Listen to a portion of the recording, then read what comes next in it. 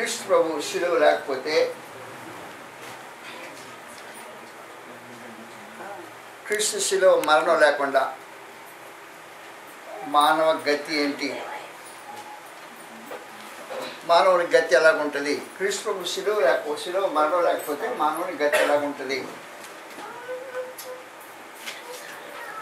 ఎలాగుంటుందని ఊహిస్తుంటారు. క్రీస్తు ప్రభు శిలువ లేదనుకో, శిలువ మరణం లేదు, జరగకపోతే మానవ గతి ఎలాగుంటుంది? ఎలాగుంటుందో గ్రంథం చూద్దాం. అదే క్రీస్తు ప్రభు శిలువ లేకపోతే మానవ గతి ఎలాగుంటుందో గ్రంథంలో చూస్తుంటాం. మొదటి యోహాను పత్రిక 3వ అధ్యాయం 8వ వచనంలో, మొదటి యోహాను 3వ అధ్యాయం 8వ వచనం, అపవాది మొదటి నుండి పాపం చేయుచున్నాడు. పాపం చేయవాడు అపవాద సంబంధి సమాచారం. కాబట్టి క్రీస్తు ప్రభు శిలువ మరణం లేకపోతే అపవాది మొదటి నుండి పాపం చేస్తున్నాడు. పాపం చేయవాడు అపవాద సంబంధి. అపవాద సంబంధి ఎక్కడుంటాడు? అపవాద సంబంధి అపవాది యొక్క అధికారంలో ఉంటాడు, వారి బంధకాల్లో ఉంటాడు.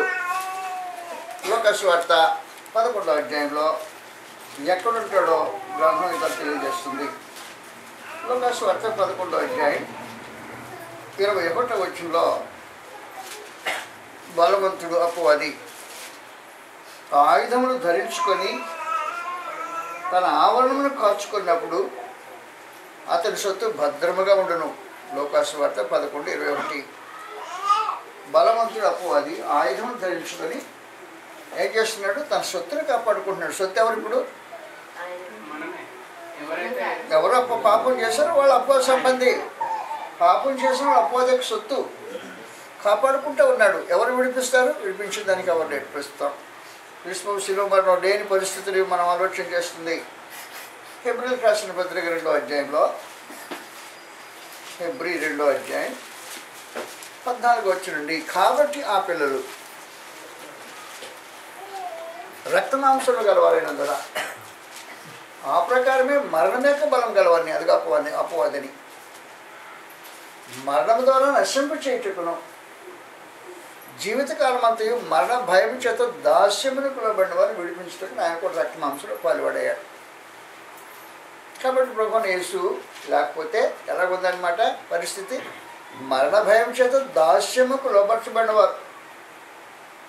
వాస్తవానికి అపవాది యొక్క చెరలో, బందీ గృహంలో ఉన్నవారు, బందీ గృహంలో బంధింపబడి ఆయుధం ధరించుకొని సొత్తును కాపాడుకుంటున్నాడు.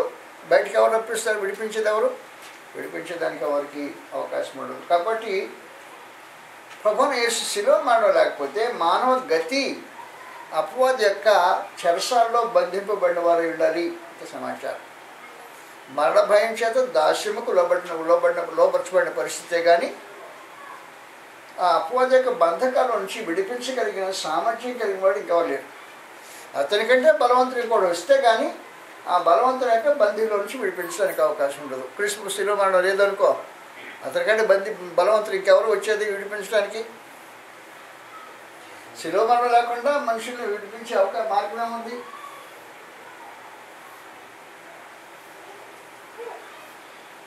రోమా 5వ అధ్యాయంలో, రోమా 5వ అధ్యాయం 12వ వచనం, ఆదాము నుండి ఒక మనుషుని ద్వారా పాపం ద్వారా మరణం లోకంలో ప్రవేశించింది. ఎలా ప్రవేశించిందో, మనుషులు అందరూ పాపం చేసినందున అందరికీ మరణం సంప్రాప్తమైంది. కాబట్టి వాస్తవానికి జరిగిన సమాచారం ఏమంటే, ఒక మనుషుడు పాపం చేశాడు, పాపం చేసిన దాని ద్వారా మరణం లోకంలో ప్రవేశించింది.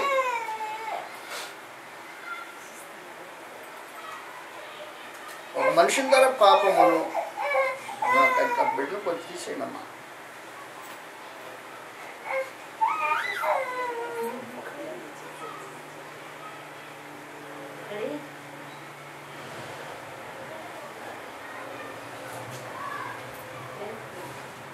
ఒక మనుషుని ద్వారా పాపము ద్వారా మరణం లోకంలో ప్రవేశించింది. లోకంలో ప్రవేశించిన మరణం భౌతికమైన మరణం కాదు. ఆదికాండం 2వ అధ్యాయం 17వ వచనంలో పరమందున్న దేవుడు లోకంలో, ఆదికాండం 2వ అధ్యాయం 17వ వచనంలో పరమందున్న దేవుడు ఆదాముతో ఇచ్చిన ఆజ్ఞ ఇది మంచి చెడ్డల తెలివినిచ్చు వృక్షఫలం నీవు తినకూడదు, నువ్వు దాన్ని తినదేమన్నా నిశ్చయంగా చచ్చదు అనేసాడు. అపవాది వచ్చాడు, నువ్వు చావనే చావు అన్నాడు. దేవుడు అంత గట్టిగా నిశ్చయం చేస్తావని చెప్పాడో వాడంతా గట్టిగా చెప్పేశాడు, చావనే చావని గ్యారెంటీ ఇచ్చాడు. కాబట్టి ఒక మనుషుల ద్వారా మరణం లోకంలో ప్రవేశించిన మరణం ఏ మరణం ప్రవేశించింది? ఒక మనుషుల ద్వారా పాపం ద్వారా లోకంలోకి వచ్చిన మరణం ఏంటి? ఆత్మ సంబంధమైన మరణం. లోకంలో ప్రవేశించింది మొట్టమొదటి ఆత్మ సంబంధమైన మరణం, కానీ భౌతికమైన మరణం కాదు. వాస్తవం ఏమంటే ఆదాము పండు తిన్నాడు, నిశ్చయంగా చచ్చిద్దామని దేవుడు తెలియజేశాడు. నిశ్చయంగా ఆదాము భౌతికంగా చావలా, భౌతికంగా చనిపోలేదు సరికదా. కొంతకాలం అయిపోయిన తర్వాత తన భార్యను కూడినప్పుడు కయ్యను కన్నాడు, ఆ తర్వాత హేబెల్ని కన్నాడు. ఆ హేబెల్ కరిగి పెద్దవాళ్ళు అయిపోయి మరి సంగతి మనకు తెలిసిన మీదట తమ్ముని అన్న చంపేసిన సమాచారం అయిపోయింది. ఆ తర్వాత షేతు పుట్టాడు. షేతు పుట్టినప్పుడు ఆదాముకు 130 సంవత్సరాలు గ్రంథం చెప్పిన సమాచారం. కాబట్టి 130 సంవత్సరాలకి చావలేదన్నమాట. షేతు పుట్టేటప్పటికి, షేతు పుట్టిన తర్వాత కుమార్తెను కన్నాడు. ఆదాము బ్రతికిన దినములన్నీ 930 సంవత్సరాలు. అంటే ఆదాము పండు తిన్న వెంటనే చావలేదు భౌతికంగా అన్నమాట, దాని అర్థం. కాబట్టి ప్రవేశించిన మరణం ఒక మనిషి ద్వారా పాపం ద్వారా లోకంలో ప్రవేశించిన మరణం భౌతికమైన మరణం కాదు. ప్రవేశించిన మరణము ఆత్మ సంబంధమైన మరణం. ఈ ఆత్మ సంబంధమైన మరణము మనుషులు దేవుని దగ్గర నుంచి దూరం అయిపోవటం.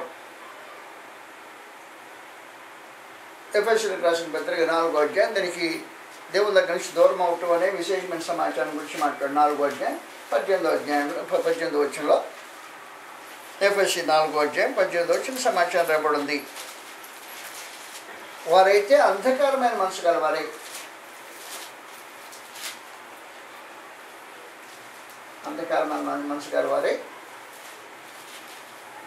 తమ హృదయ దురాలోచన హృదయ కాఠిన్యం వల్ల తమలో ఉన్న అజ్ఞానం చేత దేవుని వల్ల కలుగు జీవం నుంచి వేరు చేయబడిన వారై. కాబట్టి దేవుని వల్ల కలుగు జీవం నుంచి వేరు చేయబడిన వారు, మరణం అంటే దేవుని వల్ల కలుగు జీవం నుంచి వేరు చేయబడటం.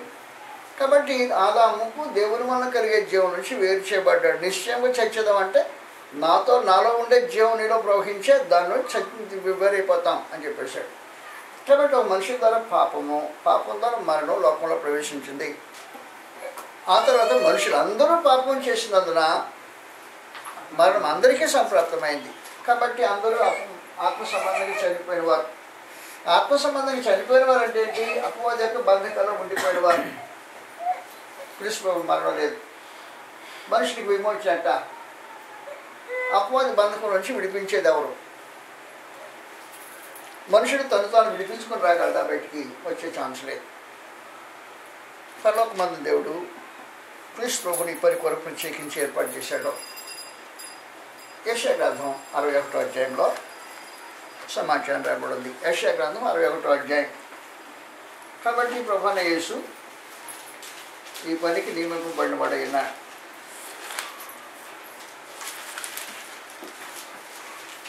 61వ అధ్యాయం మొదటి ప్రభువుకు యెహోవా ఆత్మ నా మీదకు వచ్చినది, దీనులకు స్వర్తమానం ప్రకటించుటకు యెహోవా నన్ను అభిషేకించను, నలిగిన హృదయం గల వారిని దృఢపరచుటకును, చెరలో ఉన్న వారికి విడుదలను, బంధింపబడిన వారికి విముక్తి ప్రకటించుటకును అని సమాచారం. చెరలో ఉన్న వారికి విడుదల, ఈ చెర అపవాది యొక్క చెర, దాంట్లో నుంచి ఉన్నవారికి విడుదల ప్రభువైన యేసు వచ్చాడు ప్రకటించడానికి. బందీ గృహంలో ఉన్న వారికి విముక్తి ప్రకటించడానికి బయట వచ్చాడు. కాబట్టి శిలువ మరణం లేకపోతే పరిస్థితి ఏంటన్నమాట, మానవ జాతి యావత్తు అపవాది యొక్క బంధకాల్లో చెరసాల్లో బంధింపబడిన వారై కేవలం దేవుని ఉగ్రతకు పాత్రమైన స్థితిలో నిలబెట్టబడి ఉన్నారు. ప్లీజ్ భవిష్యత్తులో మరణం లేకపోతే మనుషులకు విమోచించబడే మార్గం ఉండదు.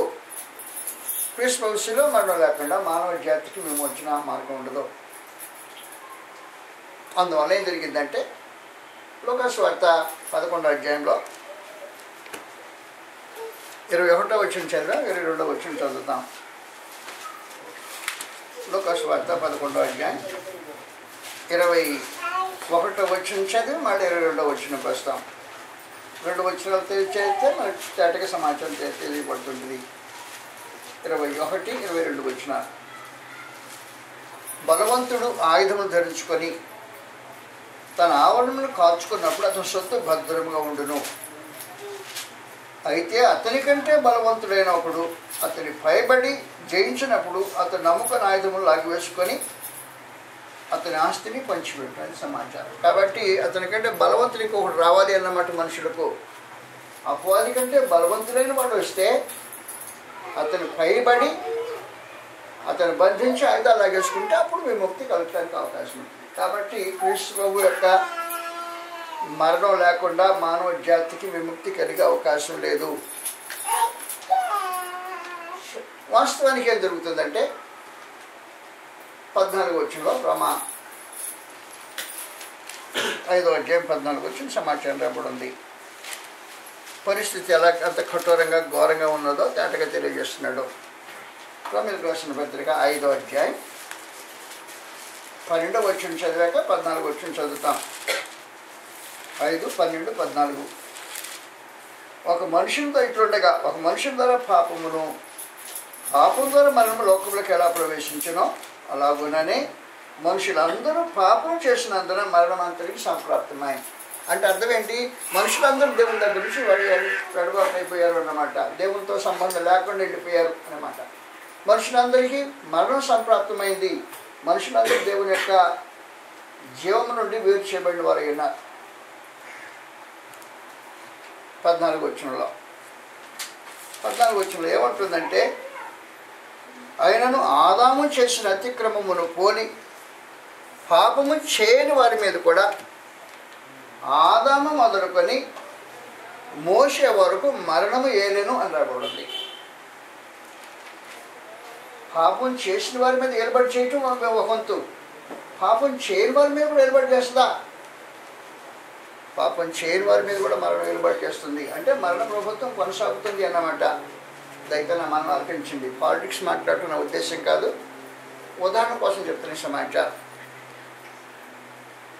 ఇప్పుడు ఒక పార్టీ ప్రభుత్వం చేస్తుంది. ఎవరి మీద చేస్తుంది ప్రభుత్వం? ఏ ప్రజల మీద? పార్టీ సంబంధాల మీద చేస్తుందా? కాదు. పార్టీ సంబంధాలు కాని వారి మీద ప్రభుత్వం చేస్తుంది. అది సంగతి. అది ఎలాగో అలాగున మరణము ప్రభుత్వం చేస్తుంది. ఈ మరణ ప్రభుత్వం ఎవరి మీద చేస్తుంది? పాపం చేయని వారి మీద కూడా. పాపం చేసిన వారి మీద సొంత పార్టీ వాళ్ళు వారి మీద మన ప్రభుత్వం చేసి పెద్ద విశేషమైన సంగతి లేదు. కానీ అక్కడ ఏముందంటే, పాపం ఆదాము చేసిన అతిక్రమమును పోలి పాపము చేయని వారి మీద కూడా ఆదాము మొదలుకొని మోసే వరకు అని టైం స్కెడ్యూల్ చెప్పాడు ప్రత్యేకించి. ఆదాము ఏదో తోట మొదలుకొని మోసే ధర్మశాస్త్రం అంతమయ్యే వరకు కార్యక్రమం జరిగింది. అంటే రమాలని 4000 సంవత్సరాల పైచిలకు ఒకే ప్రభుత్వం, ఒకే పార్టీ ప్రభుత్వం చేస్తుంది. ఎంత దిట్టంగా ఉంటుందో ప్రభుత్వం మీద.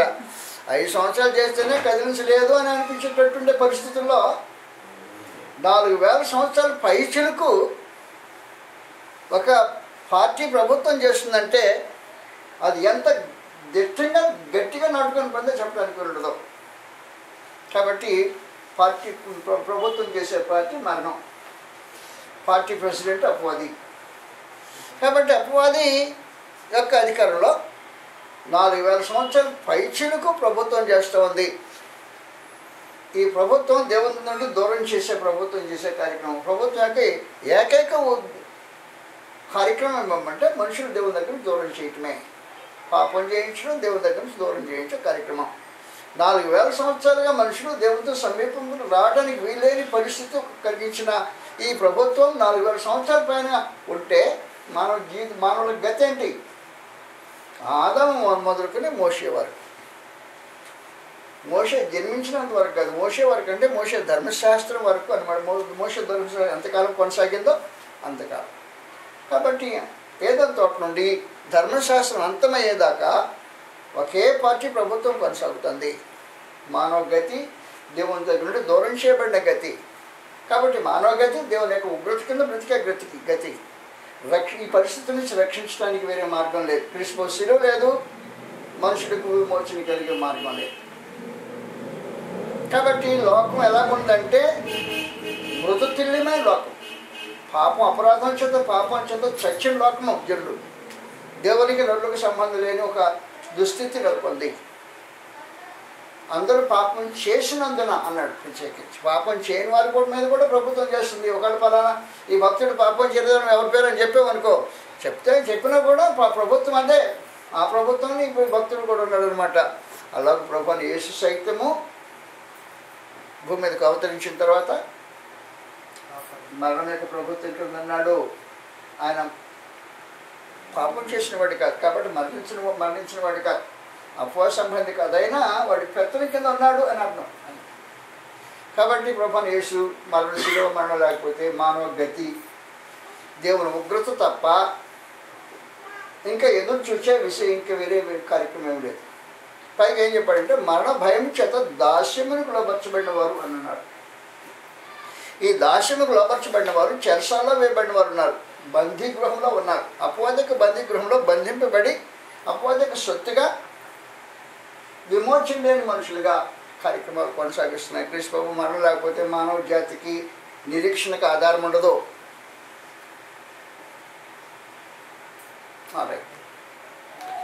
క్రీస్తు ప్రభు శిలువ మరణం లేదనుకో, లేకపోతే పరలోకపు స్థితి ఎలాగుంటుంది,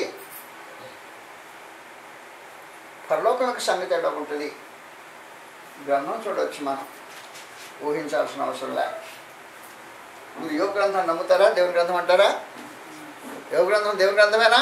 అలా దేవుని గ్రంథం యోగ గ్రంథం దేవుని గ్రంథం అయితే పరలోక పరిస్థితి ఎలా ఉంటుందో కొంచెం గ్లిమ్స్ మనం చూసి చూడవచ్చు ఖచ్చితంగా.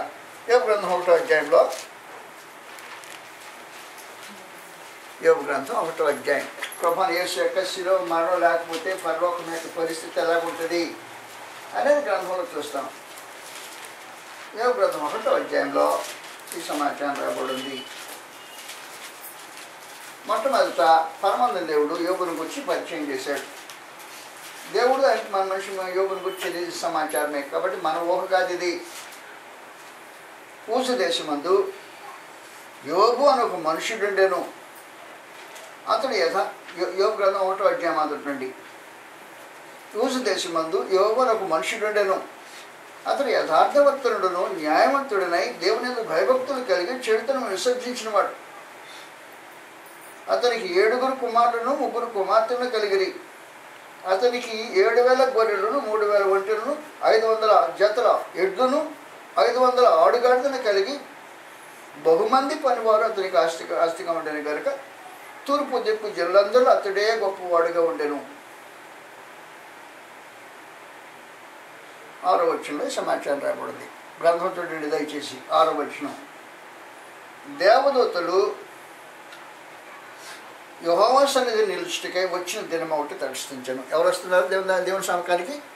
యెహోవా సముఖానికి వచ్చేది ఎవరు? దేవదూతలు యెహోవా సముఖానికి. చూడండి దేవదూతలు యెహోవా సన్నిధికి తటస్థించాను. యెహోవా సముఖానికి దేవదూతలు వచ్చే రోజు ఒకటి వచ్చిందంట. ఆ రోజున నెక్స్ట్ వచ్చిన ఏం చెప్పింది? అపవాదపు వాడు ఒకడు వారితో కలిసి వచ్చాను. ఎక్కడికి వచ్చాడు? దేవుని సన్నిధికి. ఎవరు రావాలి అక్కడికి?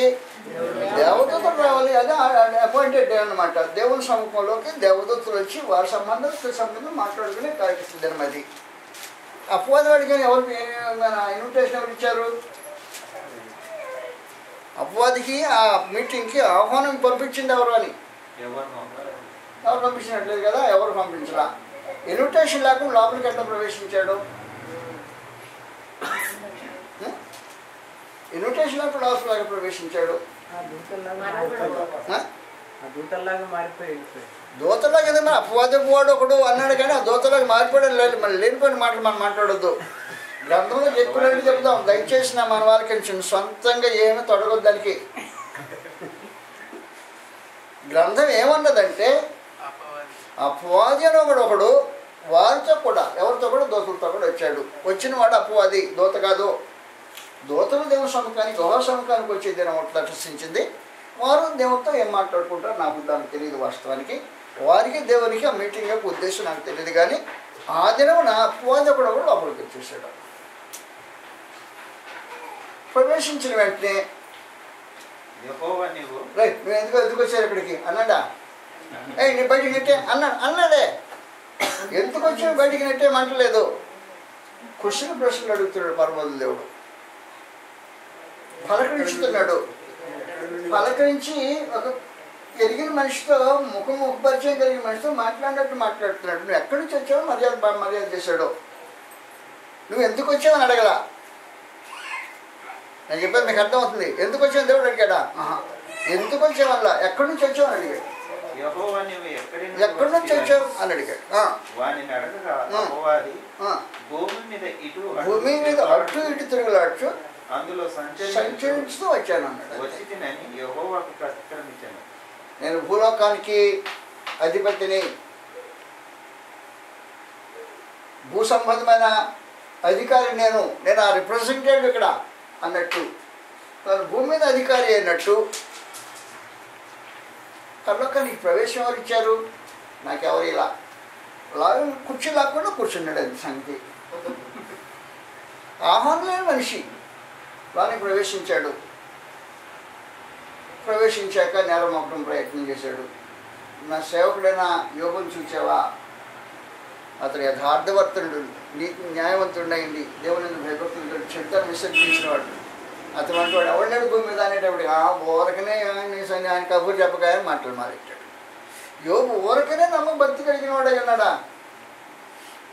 యోగు భక్తి కలిగిన వాడు అంటే నీ తప్ప అయిందా తన తప్ప అయి ఉండాలని మాట మాట్లాడేసేసాడు. నా తప్ప ఏంటి? అతన్ని కాపాడావు అంత నీ తప్పు. అతను చుట్టూ కంచి వేసావు, ఆస్తి ఇచ్చావు, చుట్టూ కంచి వేసావు, దొరబండిగా. అప్పుడు భక్తుడు అంటున్నావు నాకు ఒకసారి ఛాన్స్ ఇచ్చి చూడు, అతని భక్తి సంగతి నీ ఏళ్ళ భక్తి సంగతి అతని సంగతి నేను తెలుసుకుంటానని చెప్పేశాడు. అది పరిస్థితి. పరలోకంలోకి వెళ్ళిన తర్వాత మర్యాద ఉంటాడు ఈ మనిషి. మర్యాద వస్తుంది కదా మర్యాద ఉండడానికి. మర్యాద తెలిసిన వాడు కాదు కాబట్టి ఆహ్వానించబడిన అతిథిగా వచ్చి సీట్లు అక్కడ పెట్టుకుని కూర్చున్న తర్వాత ఆయన మనం ఎందుకు వచ్చావు ఇక్కడికైనా అన్నవాడు కాదు. కనీసం నీకు ఇక్కడేం పని ఉంది? ఇది దేవ